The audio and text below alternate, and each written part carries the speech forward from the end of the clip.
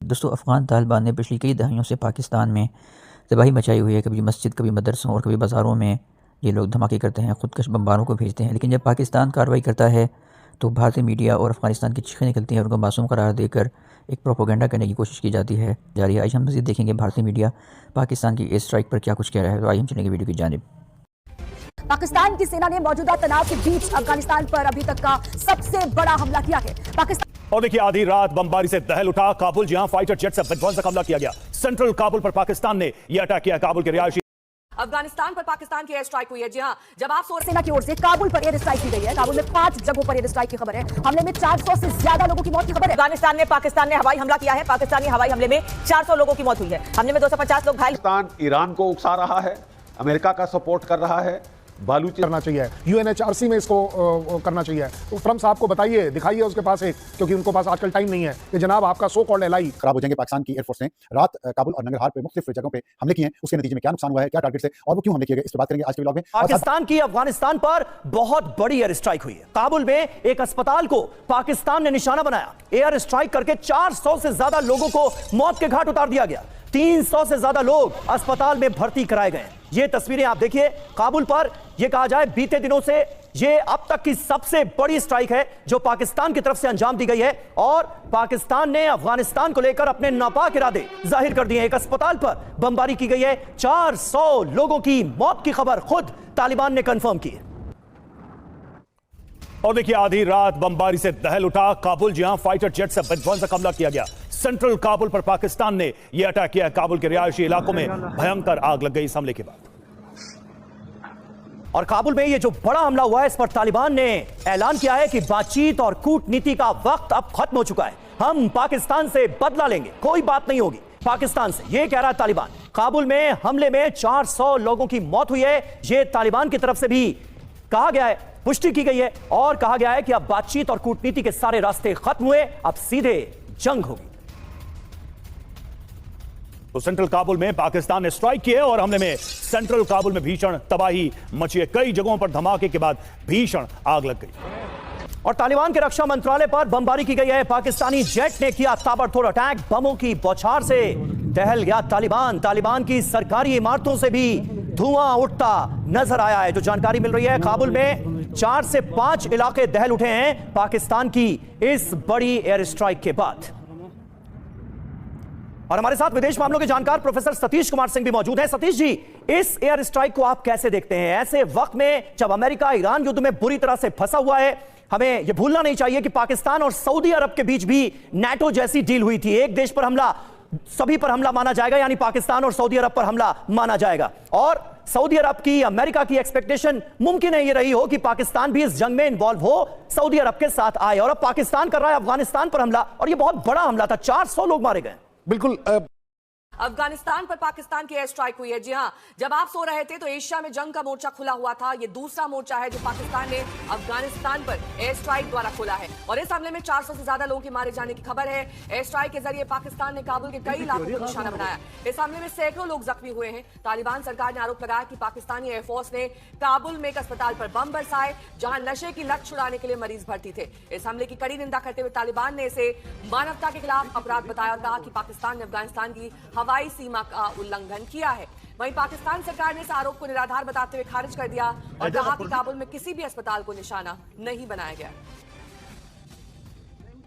अरविंद ओझा मेरे सहयोगी जुड़ गए हैं इस वक्त तमाम जानकारी के साथ। अरविंद, ये जो पाकिस्तान की एयर स्ट्राइक है, जाहिर तौर पर उनके नापाक इरादे साफ है, लेकिन क्या वाकई अस्पताल को निशाना बनाया गया था या फिर उनकी हिमाकत ये थी कि ज्यादा नुकसान पहुंचाया जा सके, चाहे कहीं पर भी एयर स्ट्राइक हो?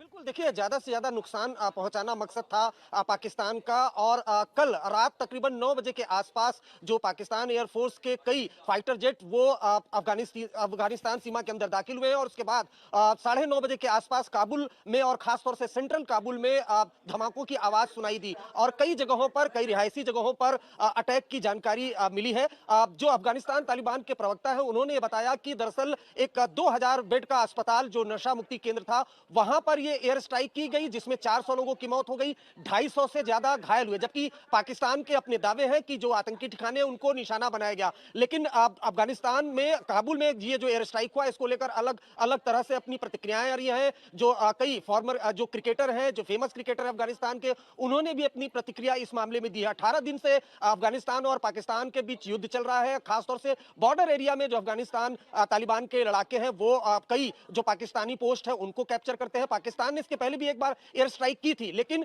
कुछ दिनों पहले ही पाकिस्तान के राष्ट्रपति ने जब सोशल मीडिया पर एक और बड़ी खबर आपको बता दें, काबुल पर एयर स्ट्राइक का वीडियो पाकिस्तान ने जारी कर दिया है। इस हमले में 400 से ज्यादा लोगों की जान गई है। पाकिस्तान ने इस अभियान को ऑपरेशन गजब लिल हक का हिस्सा बताते हुए कहा कि ये हमले उन सैन्य ठिकानों को निशाना बनाकर किए गए जो कथित तौर पर हमलों को प्रायोजित कर रहे थे, जिनमें काबुल और नंगरहार के टारगेट शामिल थे।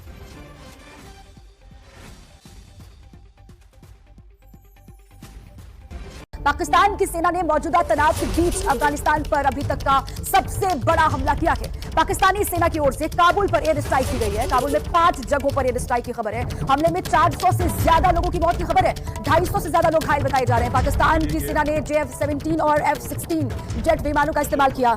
हमले में 400 लोगों की मौत, 250 से ज्यादा घायल हुए हैं। पाकिस्तान की एयर स्ट्राइक है अफगानिस्तान की राजधानी काबुल में। ये तस्वीर आप देख लीजिए, भयंकर तस्वीरें एयर स्ट्राइक की सामने आई हैं।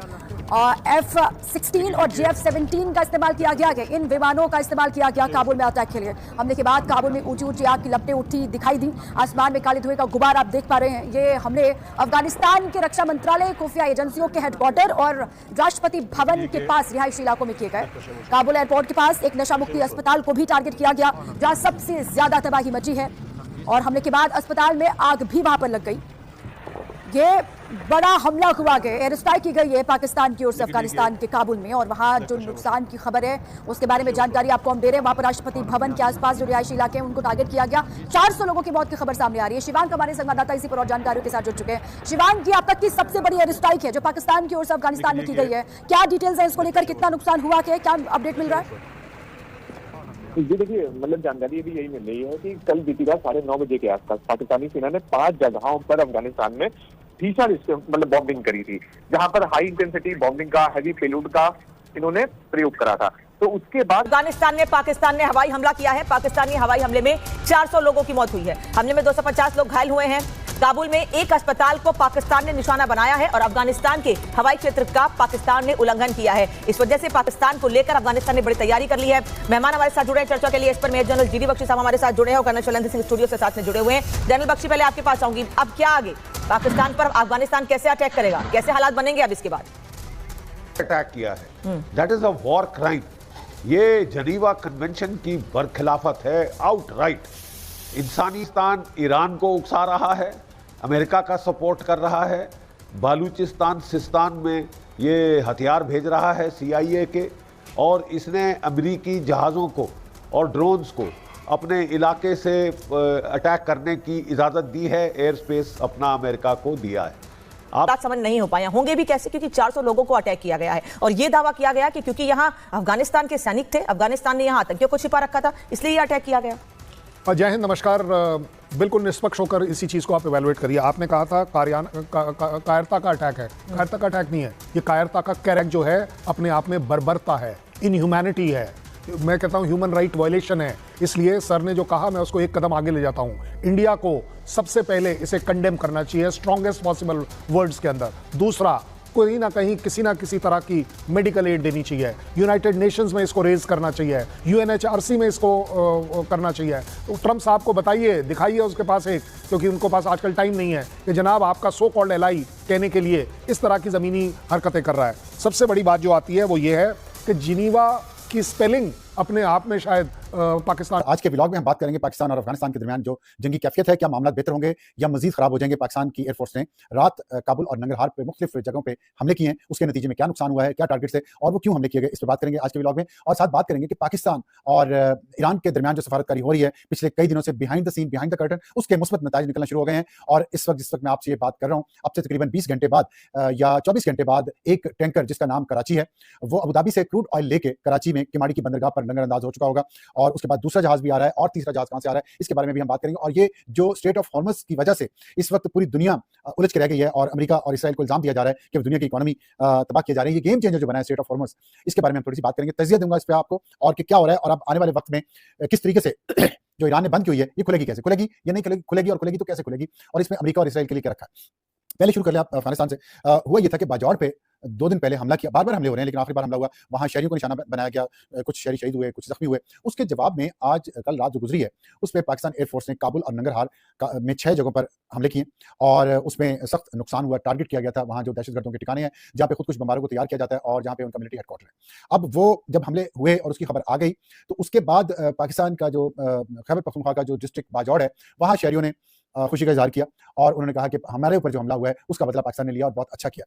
इसी दौरान मुख्तलिफ खबरें वहां से आती रहीं और उसमें यह खबर आना शुरू हुई कि वहां जो हमले किए पाकिस्तान में उनमें से एक हमला उस बिल्डिंग पे हुआ है जहां पे ड्रग एडिक्ट्स जो नशे के आदी लोग हैं उनका इलाज होता है, उनका रिहेबिलिटेशन सेंटर है और उसमें लोग मारे गए। उसके बाद पाकिस्तान की जो इंफॉर्मेशन मिनिस्ट्री है उन्होंने एक प्रेस रिलीज जारी की है जिसमें उन्होंने कहा है कि ये सब झूठ है और पाकिस्तान ने किसी सिविलियन को टारगेट नहीं किया, बल्कि पाकिस्तान ने 16 मार्च की रात को काबुल और नंगरहार में जो हमले किए हैं वो दहशतगर्दों के ठिकाने हैं और फौजी तंसीबात हैं और उसमें इन दहशतगर्दों को तावन करने वाले जो इंफ्रास्ट्रक्चर है, मिलिट्री इंफ्रास्ट्रक्चर, उसको निशाना बनाया गया। उसमें टेक्निकल जो इक्विपमेंट है उसका जखीरा था, असला और गोला बारूद का जखीरा था, उसके गोदाम शामिल थे और ये बदला लिया गया। उसमें जो जिनमें मासूम पाकिस्तानियों को टारगेट किया जाता है वो असला जो तबाह हुआ काबुल और नंगरहार में वो असला इस्तेमाल किया जाता है मासूम पाकिस्तानियों को, पाकिस्तानी शहरियों को निशाना बनाने में और बार-बार यहाँ पे खुदकुश हमले किए जाते हैं। और उसका सबूत पाकिस्तान ने ये कहा है कि हमने ये इंतहाई दुरुस्तगी और एहतियात के साथ ये हमले किए हैं और इसमें किसी किस्म का कोलैटरल डैमेज नहीं हुआ। ये पाकिस्तान का दावा है, पाकिस्तान की वज़ारत इत्तलात का। और इन तंसीबात को मनशियात बहाली मराकज़ करार देना हक़ाइक़ को मसख़ करने की कोशिश है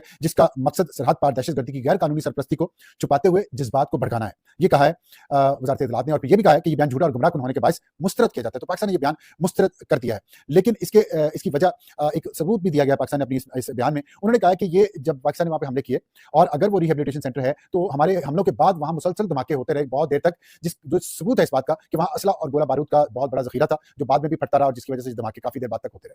लेकिन इसके बाद हमने देखा कि डिजिटल मीडिया पे, सोशल मीडिया पे बहुत ज्यादा अकाउंट्स ने इस बात को कंफर्म करना शुरू किया कि ये हमले हुए हैं काबुल और नंगरहार में। और ज़बीउल्लाह मुजाहिद जो उनके तर्जमान है तालिबान के, उन्होंने भी ये कहा, वहाँ का तुलू टीवी है उसने भी ये दावा किया, ये सब ने ये दावे किए हैं कि उन बिल्डिंग में से एक बिल्डिंग में मनशियात के आदि अफराद जो थे उनकी बहाली का वो मरकज था और वहाँ पे वो लोग मौजूद थे और वो भी इस हमले में मारे गए। बाकी उन्होंने डिनाई नहीं किया कि मिलिट्री तंसीबात थी या नहीं थी, या असला और गोला बारूद के ज़खायर वहाँ थे या नहीं थे, या वहाँ जो इक्विपमेंट था वो नहीं था टेक्निकल, ये नहीं उन्होंने तरदीद की। लेकिन उन्होंने कहा कि वहाँ एक बिल्डिंग में ये भी थे, तो वो मारे गए हैं। तो इसलिए वो ज़ाहिर है जिन लोगों के वो अकाउंट्स हैं उनमें से कुछ लोग तो क्रेडिबल भी हैं। लेकिन उसके जवाब में फिर दूसरी तरफ से ये मौक़िफ़ आया है कि ये जिनको मनशियात के आदी अफराद कह रहे हैं उनकी रिहेबिलिटेशन का वहाँ पे सेंटर था, वो एक्चुअली उन खुदकुश बमबार को तैयार करने का मरकज था जहां उनको नशावर अद्वियात खिलाई जाती है, चर्स पिलाई जाती है या कोई और जो ड्रग्स होती हैं वो उनको इस्तेमाल करवाई जाती है ताकि उनको इस ट्रांस की हालत में लाया जाए, नशे की हालत में लाया जाए, जहां उनकी जहन साजी आसान हो, जहां उनके दिमाग को ये तैयार करने पे, दिमाग को तैयार करने के लिए कि आप एक खुदकुश बमबार बने और आप जाके वहाँ फट जाए तो आपके गुनाह भी सारे माफ हो जाएंगे और आप जन्नत में जाएंगे, वहाँ पे आपका हुए आपका इंतजार करेंगे। दूसरी तरफ का मौका पाकिस्तान की तरफ से कुछ अकाउंट्स हैं उन्होंने ये किया। अब सच क्या है जंग में, जैसा कि मैं पहले भी बार बार कहता रहा हूँ, सच सबसे पहला निशाना सच ही बनता है।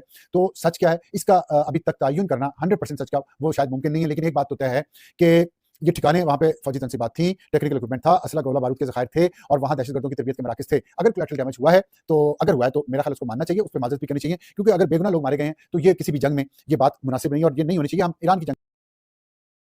जी तो दोस्तों ये थी आज की हमारी वीडियो। मज़ीद अगर आप इस तरह की वीडियो देखना चाहते हैं और भारतीय मीडिया के रिएक्शन सुनना चाहते हैं पाकिस्तानी पॉलिटिक्स और मज़ीद खबरों के हवाले से, तो हमारे इस चैनल को बेल की घंटे के साथ ज़रूर सब्सक्राइब करें। मिलते हैं अगली वीडियो में, तब तक के लिए इजाज़त दें। अल्लाह हाफिज़। पाकिस्तान जिंदाबाद।